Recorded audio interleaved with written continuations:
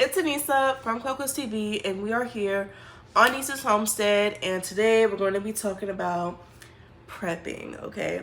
If you're new here, hi, my name is Anissa. We do all things homesteading, prepping, homemaking, all the things on top of all the things here in a suburban area with zero land, zero animals, and no land, okay? So we're doing all the things without all the things, if you catch my drift.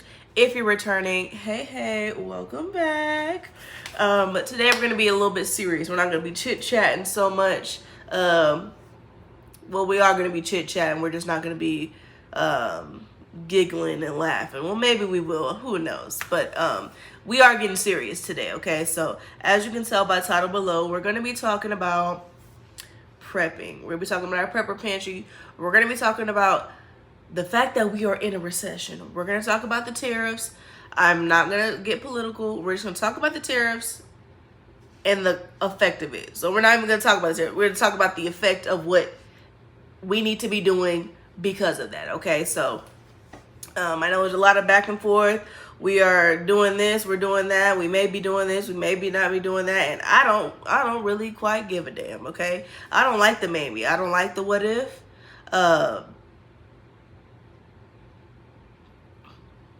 we have to stay prepared for it, okay? So with that being said, enough rambling, let's just go ahead and hop right into this video.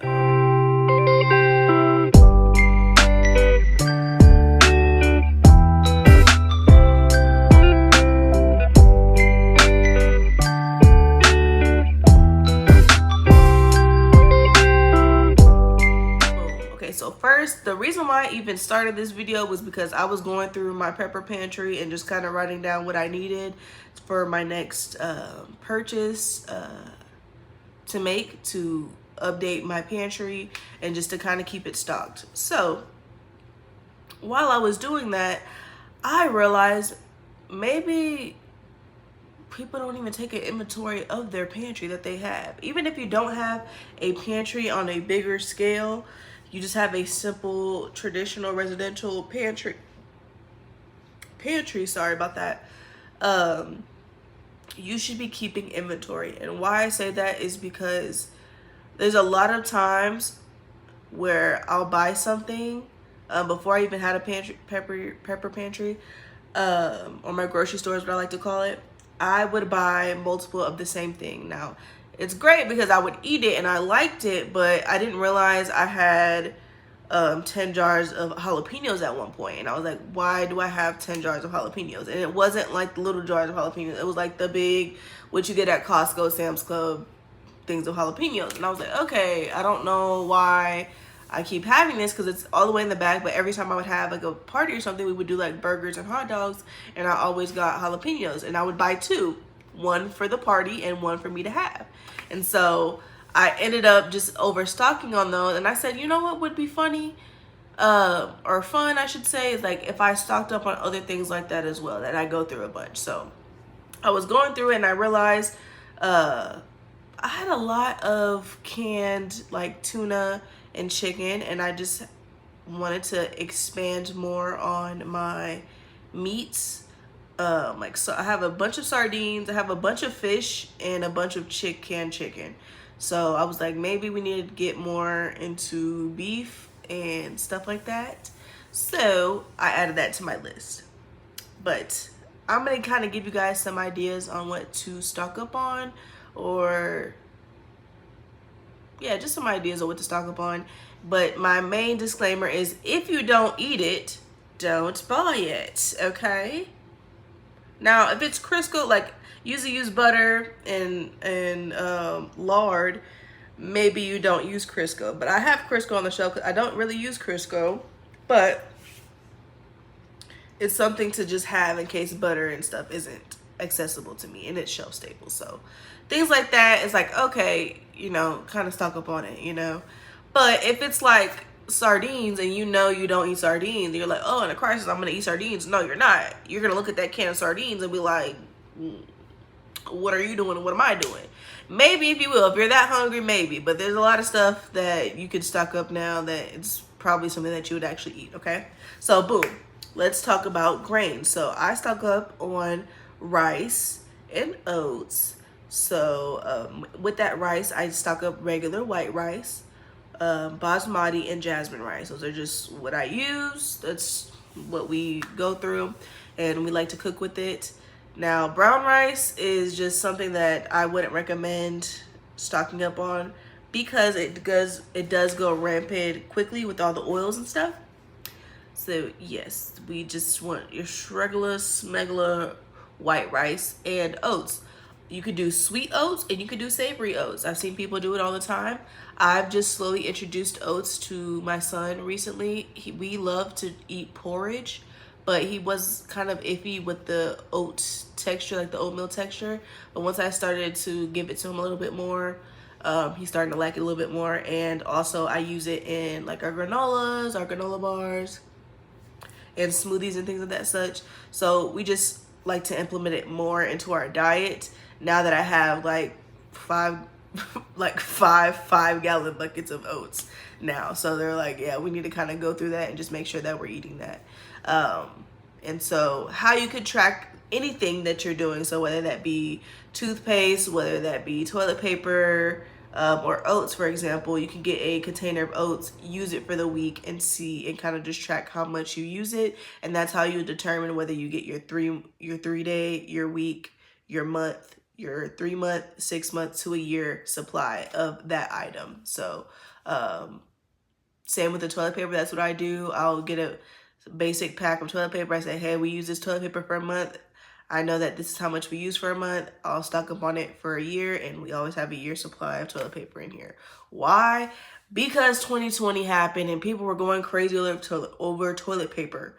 And so since then, I've had a traumatic experience with that, with toilet paper and baby formula. So I always keep powdered milk and I always keep toilet paper in my house for that reason. Okay, I was a new mom, I had a newborn baby, and people were just going super crazy. Okay, and I'm also, this is a disclaimer, I'm not telling you to go out there and panic buy, because that is a problem. That is the main problem why things go up and people get crazy. Okay, because people are like, oh, there's nothing on the shelf, because that's exactly what I was doing. I saw a lady, she had a cart filled with diapers and formula. Like, she had 2 carts, and I was like, am I supposed to be doing that? Because this lady is like clearing the shelves out.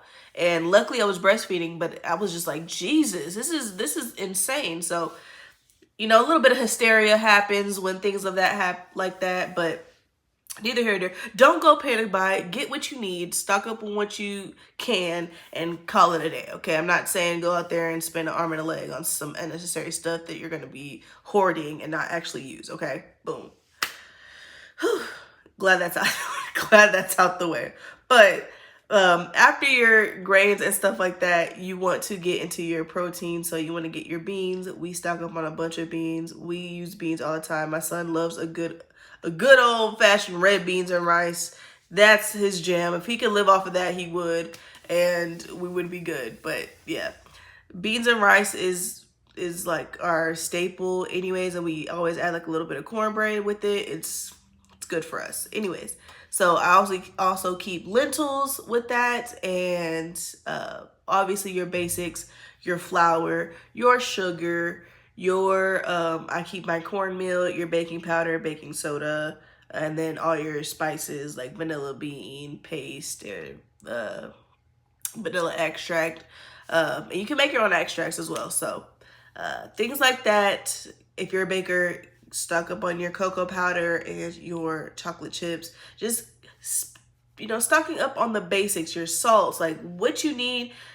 You know how much stuff you can make with just flour, sugar, and water and salt? A bunch of stuff. You can make a bunch of stuff with that, okay? Breads, tortillas, cornbread, a bunch of stuff with just the basics of basics.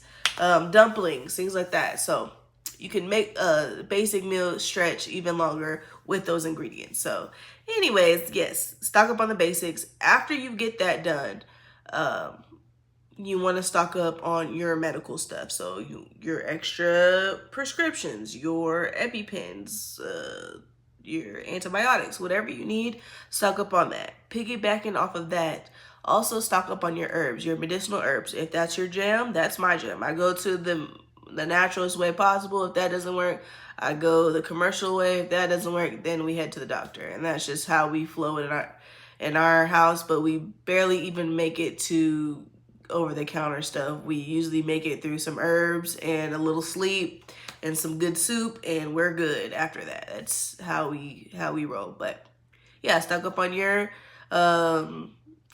rosemary, your oregano, your chamomile, your lemon balm, your echinacea, your yarrow root, burdock root, things like that, your dandelion root, things like that. Stock up on those. If you want to see my apothecary, I'll have a video up here as well on that. So we are past the point of stock up to stock up. We are in a recession. We are inside of it. We are living through it. We are physically seeing it in front of our faces. History is repeating itself. We are on the road to a Great Depression, and there's nothing great about it. Okay, there's nothing great. And I just want to say, it's time to get serious. It's time to get the basics. It's time to get that case of water. It is time to get that gallon of water. You want that 1 gallon to 1 person a day ratio. Just to be safe, go ahead and do 2 gallons a day just to cushion out, because you don't realize how much water you use until you're rationing it. Get one of those like bathtub fillers. You know, you fill the bathtub up with it, and that would be for your washing clothes, brushing your teeth, things of that sort. And then you'll have separate from your drinking water.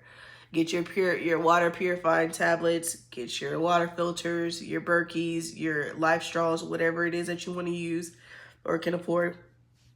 Get it, okay?